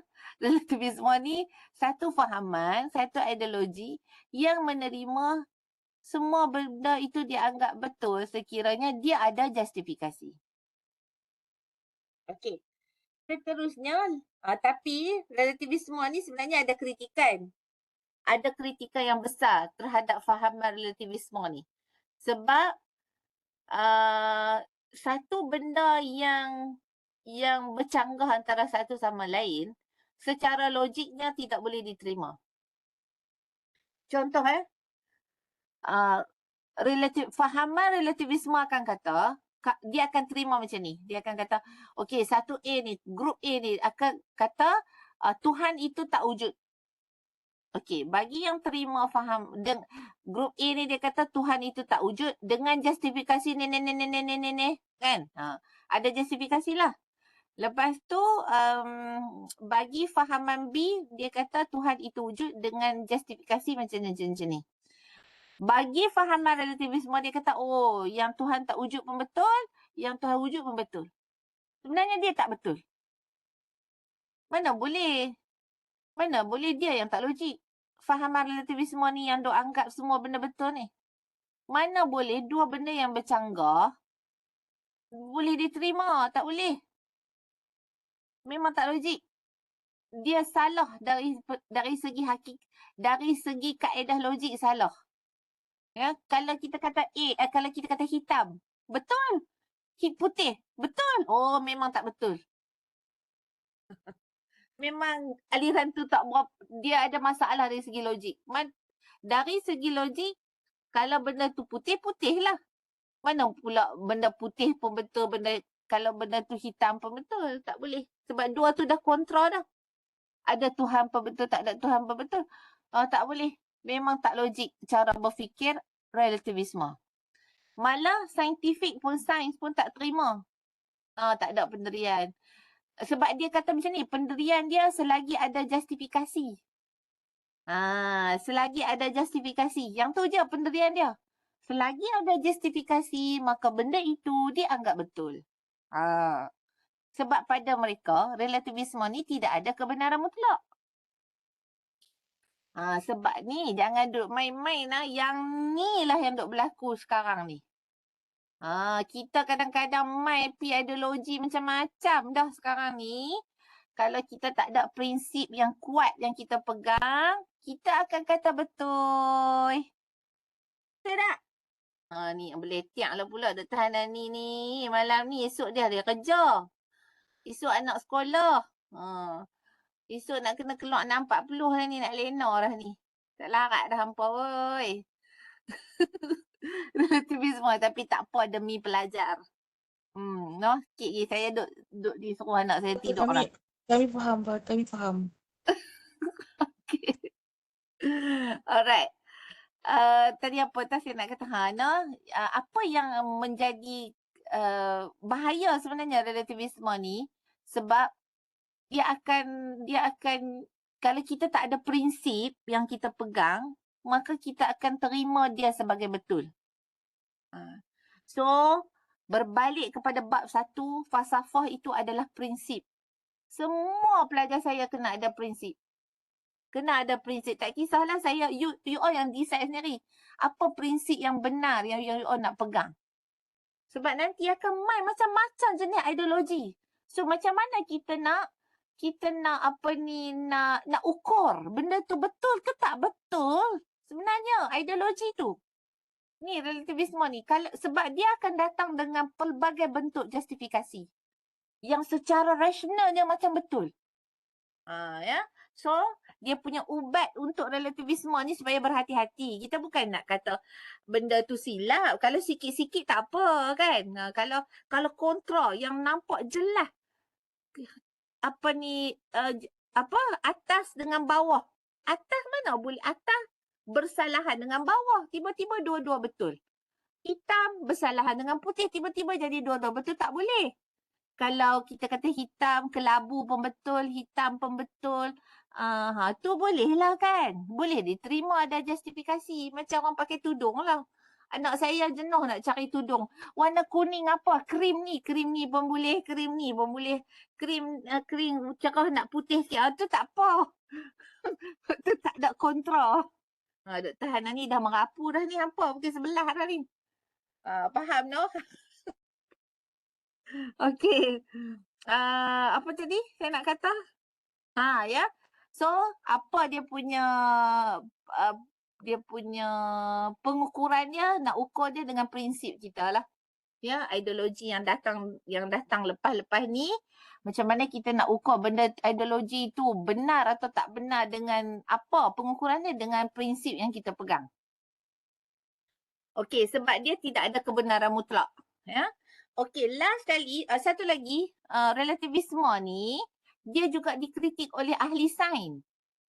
Ahli sains pun tak terima apa ni semua benda betul ya. Ahli sains, orang sains lagi lah pun tak terima. Kan, kalau apa ni, semua benda dianggap betul. Sains hanya sains je betul, satu je. Malah kalau teori sains, yang teori selepas itu dibuktikan teori kedua, dia akan tolak teori yang mula. Teori pertama tu, dia akan hapuskan teori pertama. Dia akan pakai teori yang terkemudian. Kan? Dia akan tengok sains pun tak boleh terima pendekatan fahaman relativisme ni. So dia ditolak lah. Secara logik ditolak, secara saintifik pun ditolak. Dan last kali adalah fahaman keagamaan. Yang ni, ada yang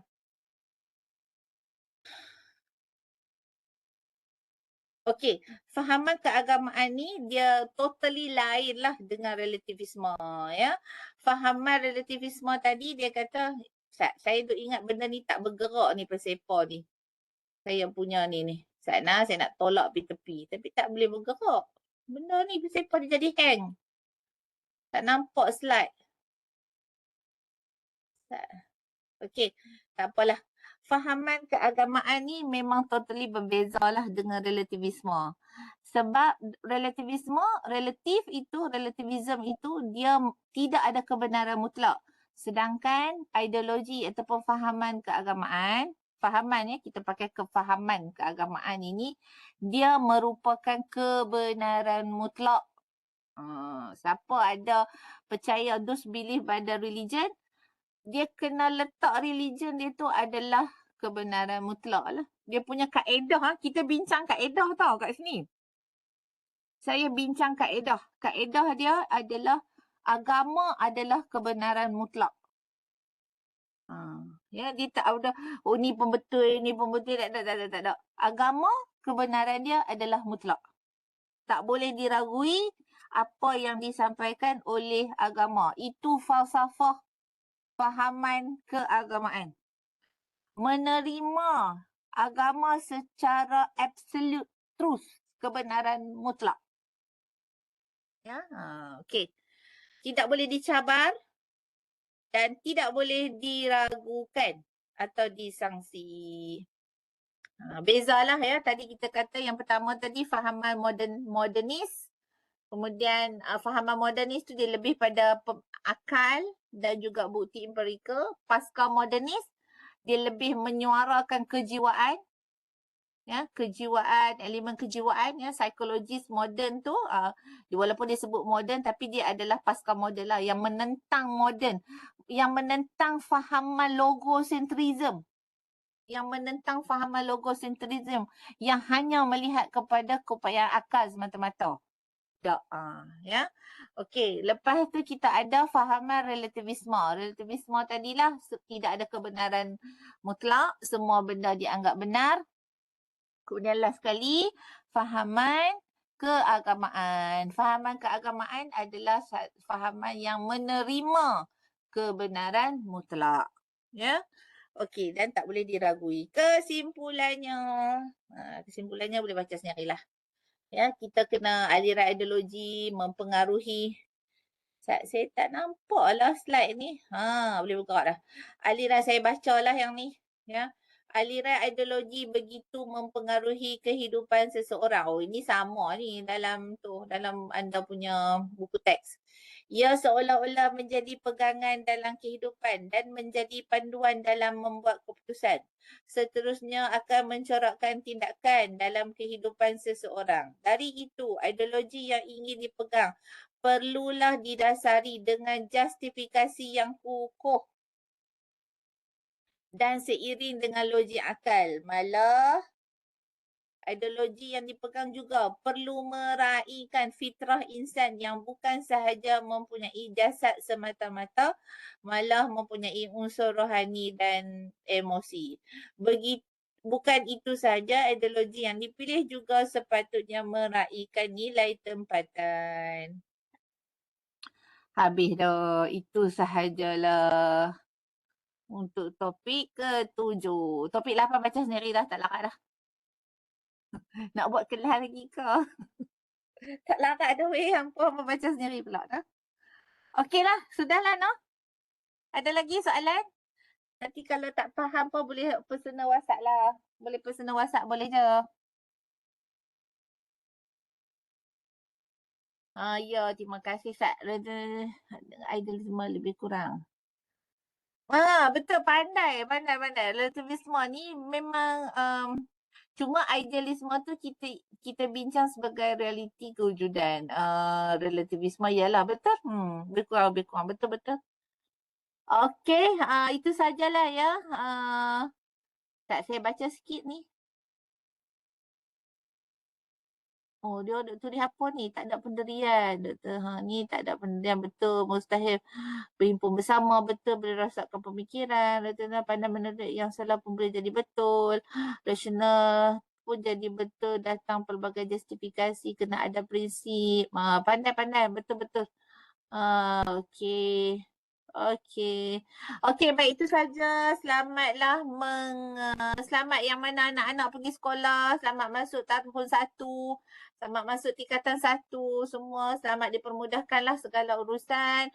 Dan kalau ada apa-apa berkaitan dengan tugasan dan juga berkaitan dengan final exam, boleh tanya personal kepada saya, insya-Allah. Alright. Itu saja, mohon maaf dipinta. Ampun maaf dipinta dan jumpa lagi. InsyaAllah. Doakan saya dipermudahkan urusan.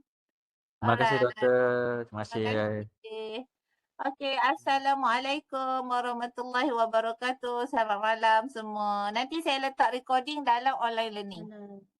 Okey doktor. InsyaAllah. Assalamualaikum. Waalaikumsalam. Terima kasih doktor. Assalamualaikum semua. Terima kasih. Sama-sama. Okey, saya end session ya.